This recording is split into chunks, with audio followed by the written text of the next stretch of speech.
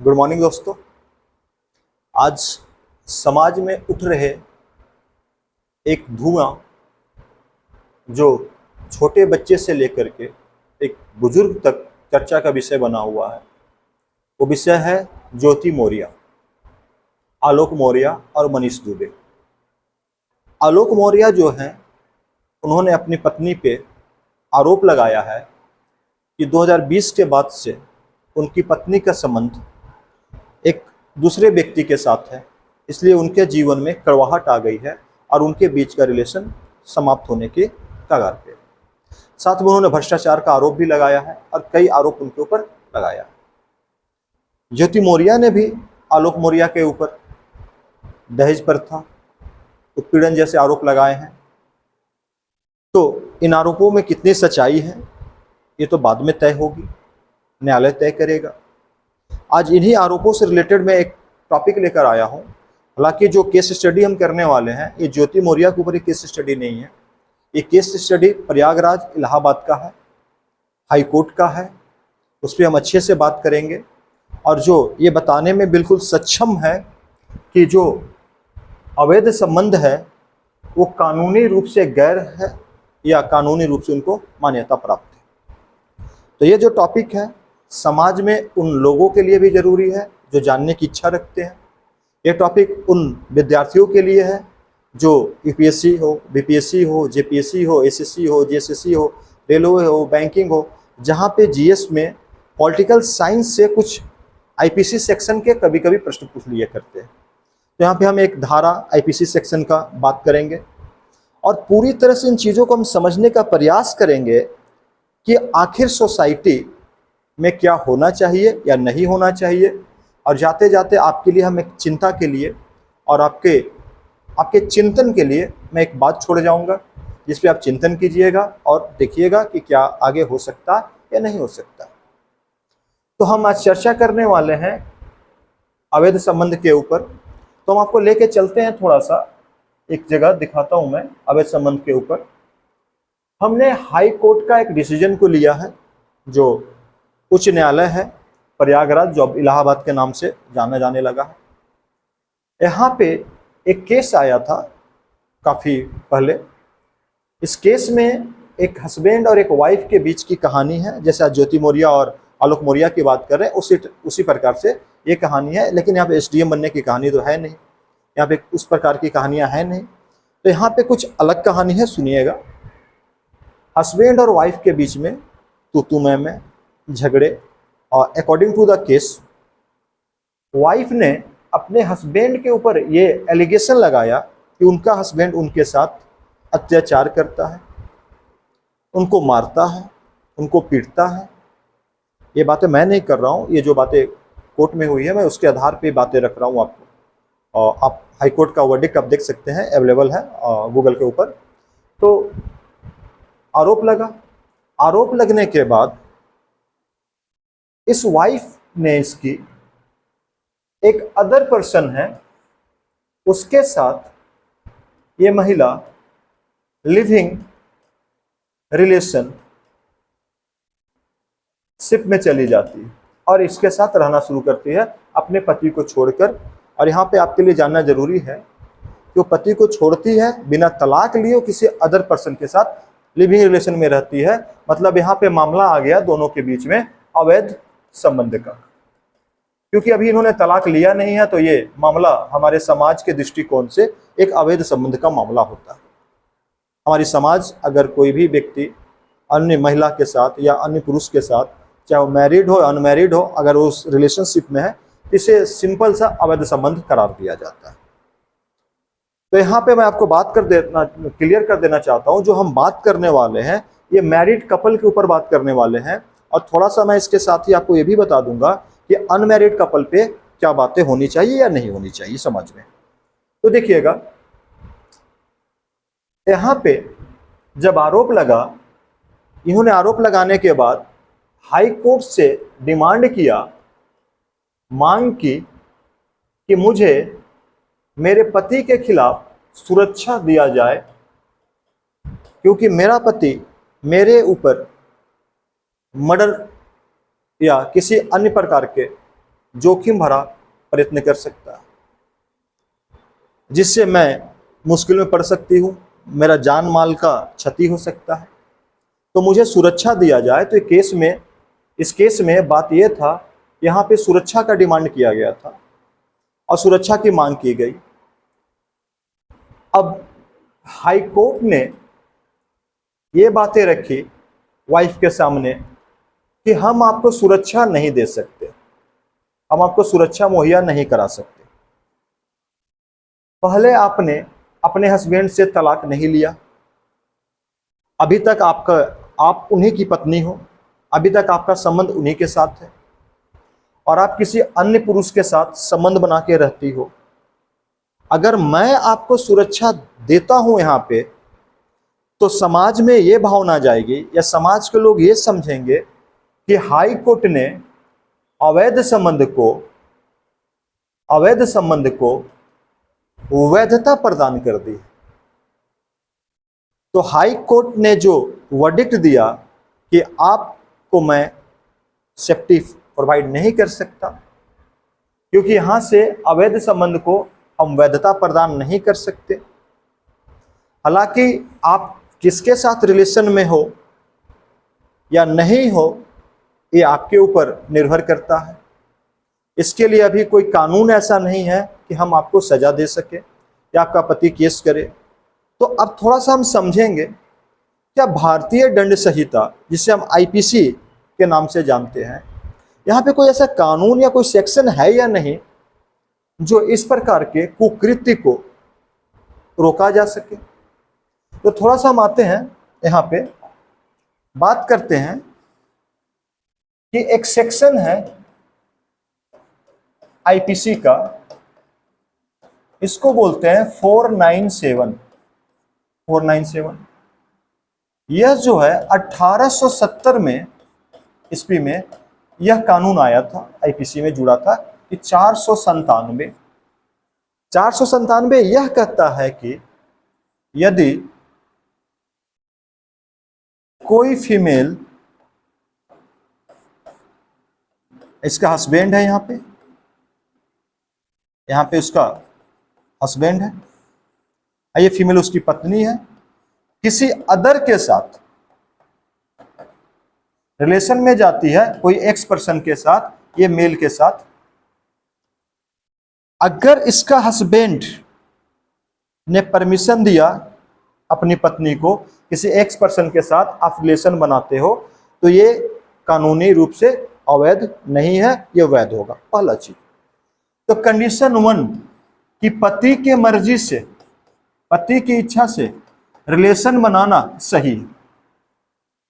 Condition number 2, यदि किसी के पति ने ये परमिशन नहीं दिया, उसके बावजूद फीमेल एक्स पर्सन के साथ रिलेशन को बनाती है, तो कंडीशन ये लागू होता है कि इस एक्स पर्सन के ऊपर केस होगा और इसमें इस एक्स पर्सन को जेल हो सकती है और जुर्माना भी हो सकती है। लेकिन मैंने ये नहीं बोला कि इस फीमेल ने भी जो रिलेशन में साथ में थी, इस फीमेल के ऊपर कोई कार्रवाई नहीं होगी। ये 497 कहता है, समझिएगा ठीक से। यानी एक महिला अपनी मर्जी से किसी दूसरे के पति के साथ या किसी दूसरे पर्सन के साथ संबंध बना रही है, तो केस अगर उसका पति करता है तो उस पत्नी के ऊपर ना होकर के उस अदर पर्सन के ऊपर केस होगा और वो जेल जाएगा। अब इससे तो 2 ही 3 बात निकल कर आती है। एक बात तो ये निकल कर आता है कि देखिएगा कि जो फीमेल है उस पे किसी प्रकार की कार्रवाई किसी भी परिस्थिति में नहीं होगी और फीमेल को अपने हस्बैंड के मर्जी से रिलेशन बनाने की आज़ादी है, लेकिन अगर हस्बैंड का मर्जी ना हो तो रिलेशन नहीं बना सकती। यानी ये मामला जब सुप्रीम कोर्ट में गया तो इन मामलों को देखकर सुप्रीम कोर्ट ने 2018 में एक बात रखी और बात ये रखा गया कि 497 को सुप्रीम कोर्ट ने क्या किया, रद्द कर दिया। अब ये कानून भारतीय दंड संहिता आईपीसी से इसको रद्द कर दिया गया, ये रद्द हो गया। इसे कहा जाता था व्यभिचार का कानून। इसका नाम था इस कानून का व्यभिचार का कानून। यानी यहाँ पे अगर कोई दोषी होता है तो हमेशा एक पर्सन दोषी होता है जो मेल और फीमेल के बीच में आया, केस उसी के ऊपर चलेगा। अब सुप्रीम कोर्ट ने यह कहा, रद्द क्यों किया सुप्रीम कोर्ट ने 497 को सुप्रीम कोर्ट ने रद्द क्यों किया?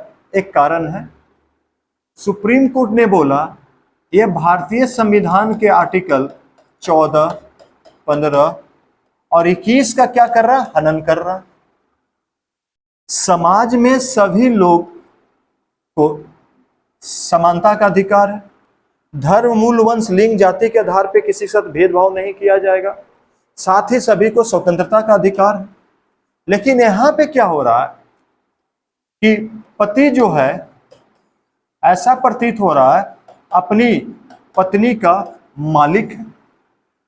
वो बोले तो संबंध बनाए तो सही है, और वो ना चाहे और संबंध बना ले तो वो क्या है? महिला दोषी है। तो वो आर्टिकल 21 का हनन कर रहा है। ये बातें आर्टिकल 14 ये बोलता है कि सबको राइट टू इक्वलिटी है, यानी राइट टू इक्वलिटी है, समानता का अधिकार है।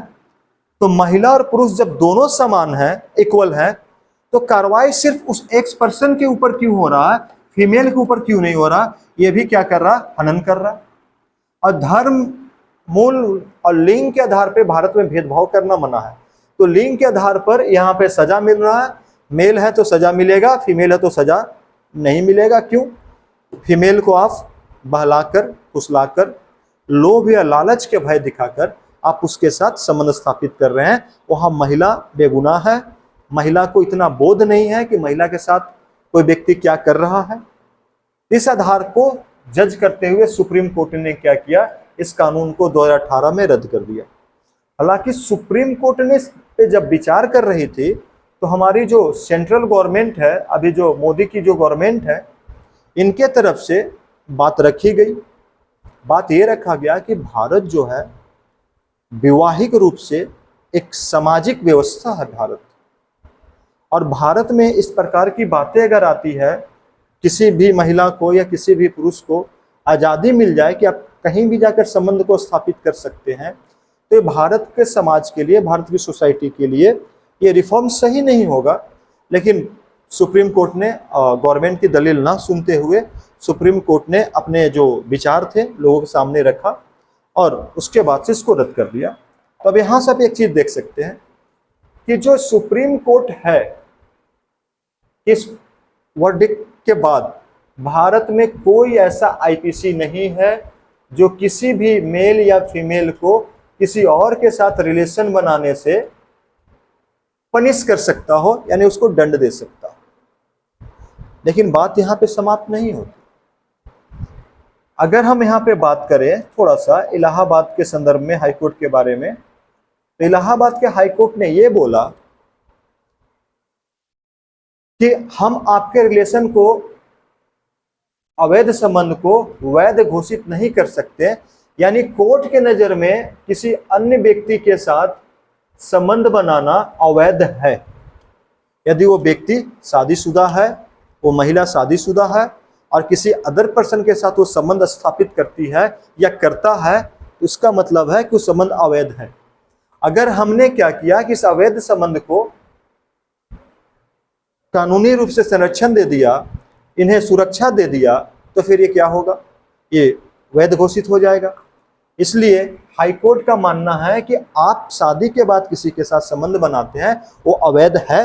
लेकिन सुप्रीम कोर्ट के अनुसार जो वर्डिक्ट है, अगर संबंध बनाते हैं तो उस पर आपके ऊपर कोई कानूनी कार्रवाई नहीं होगी। आप अवैध काम जरूर कर रहे हैं लेकिन आप पे कोई कानूनी कार्रवाई नहीं होगी, क्योंकि ये आपके अपने ऊपर आती है बातें, और आप राइट टू चॉइस के हिसाब से आप जिसके साथ संबंध बनाना चाहते हैं आप बना सकते हैं। ये बातें आई। और भी संदर्भ अगर देखा जाए इसमें, तो एक बात और हम करेंगे कि यहाँ पे अनमैरिड की बात कर ले, जिन्होंने अपनी न्यूनतम उम्र जो पार कर ली है, जो सरकार ने बनाया है एडल्ट्री की 21 वर्ष की, दिल्ली में, मुंबई में या कई बड़े मेट्रो सिटी में आज के डेट में लड़के लड़कियां लिविंग रिलेशन में रहती है और एक दूसरे के साथ संबंध में रहती है। यहाँ पे कोई बात लागू नहीं होता।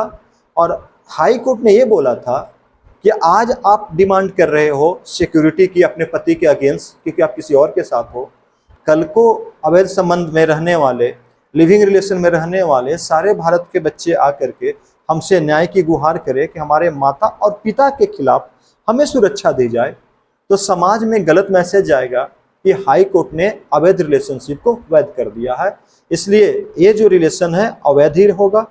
अब हम थोड़ा सा संदर्भ उठाते हैं ज्योति मौर्य का। ज्योति मौर्य ने जो रिलेशन बनाया अकॉर्डिंग टू हिज हस्बैंड, ये जो संबंध है अवैध संबंध है कानून के नज़र में, लेकिन उस संबंध बनाने के उपरांत कानून के पास या कोर्ट के पास कोई ऐसा सेक्शन नहीं है कि ज्योति मौर्य को उसमें ये पनिशेबल कर सके या मनीष दुबे को कोई दंड दे सके। ऐसा कोई भारत में कानून नहीं है। पहले भी महिला को कानून में दंडित नहीं किया जा सकता था, लेकिन अगर 497 अभी रहता तो मनीष दुबे के ऊपर सेक्शन 497 के तहत केस दर्ज होता और कार्रवाई की जा सकती थी। लेकिन अब इसे सौभाग्य बोले या दुर्भाग्य बोले, माननीय उच्चतम न्यायालय का निर्णय है, मानना पड़ता है। लेकिन मैं अब यहाँ से एक प्रश्न आपके लिए छोड़ के जाता हूँ, क्या भारतीय समाज में इस प्रकार का कोई भी कानून न होना जहाँ पे विवाह को एक जीवन का आधार माना जाता है, पति पत्नी का जो संबंध होता है उसे देवीय संबंध कहा जाता है, और इस संबंध में अगर किसी के मन में दगाबाजी आ गया और दगा करने के बाद उसे किसी प्रकार का सजा ना मिले, हाँ सिर्फ ये मिले कि उस आधार पे वो व्यक्ति या वो महिला अपने पति या पत्नी से डाइवोर्स यानी तलाक ले सकता है, बस कानूनी इतना मान्यता देता है। तो आपके मन में जो बातें आ रही है, जो विचार है, आप कमेंट सेक्शन में आप लिख सकते हैं इस कानून के बारे में, भारत के संदर्भ के बारे में, किस प्रकार का क्या, अगर पश्चिमी दुनिया से हम ब्रिटेन से, यूरोप से, पूरे यूरोपियन कंट्री से इसकी तुलना करें और भारतीय संस्था से तुलना करें, तो क्या वहाँ पर अगर इस प्रकार के कानून नहीं हैं और भारत में इस प्रकार का कानून है नहीं है, तो क्या ये मेल खाता है दोनों की कल्चर, दोनों की सोसाइटी? तो मैं आप पे छोड़ता हूँ, आपको जो अच्छा लगे आप इसमें कमेंट कीजिए, और हम जो भी जुडिशरी के जो भी कानून है, सेक्शन है, हम धीरे धीरे लाते जाएंगे। अगला हमारा सीरीज होगा कि अगर कोई व्यक्ति मैरिज कर रहा, शादी कर रहा, आमतौर पर शादियों का मौसम होता है, अब भारत में ऐसा देखा गया है कि रजिस्टर्ड मैरिज नहीं होता, कोर्ट में मैरिज नहीं होता, तो कोर्ट में मैरिज करने से आपको क्या क्या लाभ मिल सकता है उसके विषय पे हम अच्छे से चर्चा करेंगे। तब तक के लिए धन्यवाद, थैंक यू, नमस्कार।